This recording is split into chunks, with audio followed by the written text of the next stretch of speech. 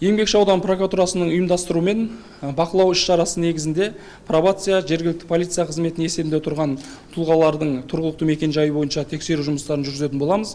Аталған іс-шараның басты мақсаты сотталған тұлғалардың, яғни есепте тұрған тұлғалардың қайта қылмыстың алдын алу болып есептеп, сол мақсатта тексеру жұмыстарын жүргізетін боламыз.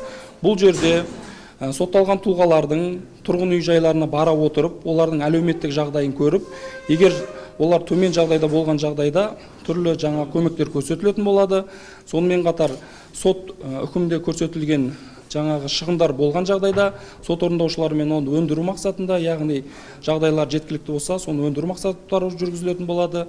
Яғни бұл жерде қайта қылмысқа бейім сотталған тұлғаларды тексеріп, қайта қылмыстың алдын алатын боламыз. Қазіргі таңда осы 2025 жылы біз пробация қызметімен бірлесе, және жергілікті полиция қызметімен бірлесе 10 сотталғанның қайта қылмысқа бейім сотталғандарды қайта түзеу мекемесіне жолдадық. Яғни түнгі мезгілде үкімде көрсетілген шектеулер бойынша түнгі мезгілде тексеру жүргізіледі. Сол уақытта тұрғылықты мекен-жайында жоқ, сонымен қатар қайта қылмыс жасалғандар анықталды.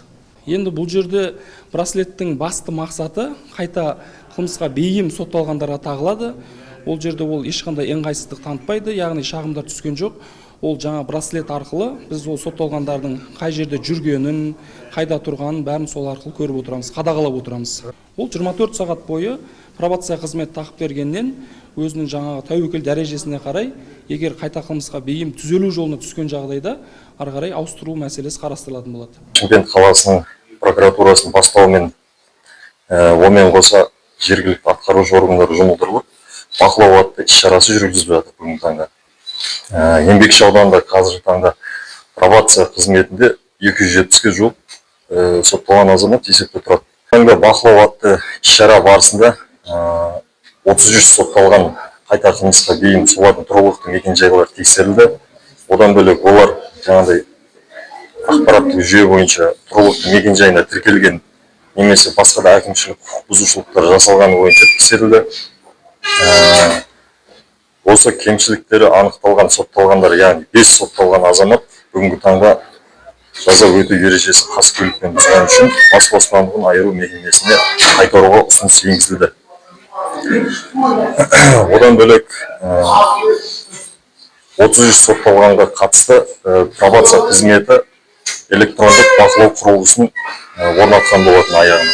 Бұл электрондық бақылау құрылғысының мақсаты сотталғанның тұрғылықты мекен-жайын және жүріс-тұрысын қадағалау. Ең басты мақсат сотталған азаматтың қайта қылмысқа жол бермеуі болып табылады осы іс-шараның. Осы браслетті шешіп тәртіп бұзғандар бар ма? Ондай фактілер орын алған жоқ. Жаңа жерін толтырып айтшы, жаңа сотталған 33 азаматтың қаншауы ер, қаншауы ер, сонда жаңа қайта қылмысқа бейім 33 сотталған азаматтың ішінде оның 8 әйел, қалғандары ер азаматтар. Жаңа тәртіп заңды бұзғандардың несі кешкі беймезгіл уақытта көшеге шыққандар ма? Яғни ол сотпен айқындалады. Сот үкім шығарған кезде сотталған азаматқа бірнеше міндеттемелерді енгізеді. Яғни ол жерде кешкі уақытта тұрғылықты мекен-жайына кетпеу, алкоголь ішімдік ішпеу деген сияқты, немесе көңіл көтеру орталары бар, жаңағыдай сондай орындарға бармау міндеттелген. Яғни сол міндеттерді бұзған азаматтарға қазір таңда шара қолданылған болады. Ұйғанлықта таң сағат 8-ден, кешкі сағат 8-ден таң сағат 7-ге болды. Жоқ, оны сот айқындайды, сот үкімінде көрсетеді. Бұл жерде кешкі сағат 10-нан таңғы сағат 6-ға шейін тұрғылықты мекен-жайына кетпеу. Сондай міндет енгізілген. Ал жұмысқа бейімдеу бойынша қандай жұмыстар атқарылады осы пробация есебінде? Жұмысқа бейімделген азаматтар бар ғой? Пробация есебінде қоғамдық жұмысқа және де мәжбүрлі еңбекке сотталған азаматтар бар. Олар бүгінгі таңда өзінің еңбекші ауданының әкімінің айқындаған орындарында жұмысын атқарып жатыр. Пробация қызметімен бірге бірлесіп жұмыс орындары тексерілді бүгінгі таңда.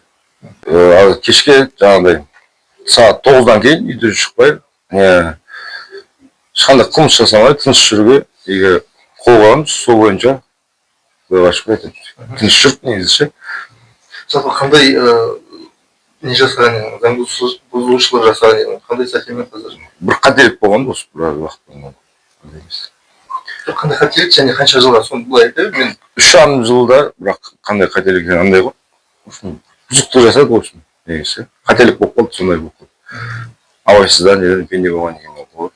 Бірақ енді тұрлауға бір жартысында көбірек бар ғой сәл. 3,5 жыл дейді. 3,5 жыл еді, соны мен 1 жылдан астам енді уақыт өтті.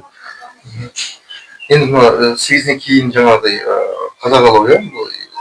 Сол 9-дан кейін ғой негізі, бірақ енді жұмыстан келеміз, үйдеміз ғой, деп кешке там басқа қайға барамыз. Сондай. Одан кейін жаңағыдай айтады ғой, мынау әлеуметтік аз қамтылған отбасылар болады, басқалар болады, сонда акимат жағынан, аудан жағынан, прокуратура жағынан жаңағыдай бір көмектер болады дейді. Сізде ондайда қандай да бір Жоқ, онда көмекке ешқандай шұғылданып бүйтіп сұранып көрген жоқпын, бірақ ондай болған жоқ әлі, бірақ өзімде сұранған жоқпын, сондай нәрселер көрмедім, айтып білмеймін. Төрт көзіміз түгел айтып жұмыс істеп, тыныш жүргеннен кейін бар, еш нәрсеге көрмедік қой. сізде браслетпен жүрген жоқсыз ба? Жоқ, Браслетпен жүрген жоқсыз. ондай браслетпен жүретін неге жеткен жоқ, тыныш істе. Жалпы өздеріңізге не айтар едіңіз осындай? Өзгелерге осындай нәрсеге жеткізбеуін қалаймын ғой, негізі. Барлығына сондай нәрсе тілеймін. В общем, қылмыс жасамау дұрыс болады ғой негізі. Қазір жастарға айтамын да. Сол абзал болатын сияқты. Ал пробация қызметкерлері қаншалықты жиі келіп тұрады? Аптасына қанша рет, немесе айына қанша рет? Аптасына кейде 2 мәрте, кейде 3 мәрте жиі келіп тұрады. Тексеріп тұрады. Ал өзіңде барып ответ жазып тұрасың ба? Иә, айына 2 мәрте барамыз. Пробации 2 года числюсь. Осталось 1,5 года еще. 2 года. А за что? За кражу. За кражу, да? У тебя на ноге браслет. Для чего и почему у тебя есть? Он оберегает меня, как бы, чтобы я сам для себя знал, что мне не надо из дома выходить, вовремя быть дома. Ну и работать. Я официально работаю, все у меня нормально. А Жена есть, ребенок, 2 детей есть. Все хорошо. Работа, дом. Стараюсь не нарушать ничего. Сказал на 2 года, да? Да. А сколько прошло уже? Нет, в общем, мне 3,5, 2 года прошло уже. За кражу. Да. А расскажи про браслет. Насколько он удобен и как ты заряжаешь? Браслет удобнее, чем можно купаться. Он не делает аллергию. Потом, ну и заряжаю зарядкой. Могу показать. А как заряжаешь, если у тебя он на ноге? Поставил его, он сам ходишь, заряжается, сам заряжается. Беспроводный заряд. Беспроводная зарядка. Powerbank. А сколько носишь уже? 2 года также.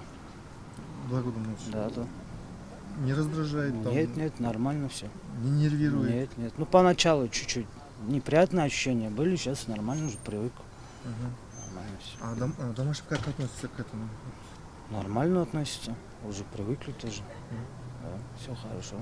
А сигнал дает когда вот от дома Когда после 10 дома не находишься, сигнал дает. автоматически? Да. На компьютер поступает, в пробацию. А были такие проблемы, что ты случайно находился вот в магазине, да, возле дома, или что? Ну, было один раз магазин, чуть-чуть на 5 минут опоздал домой.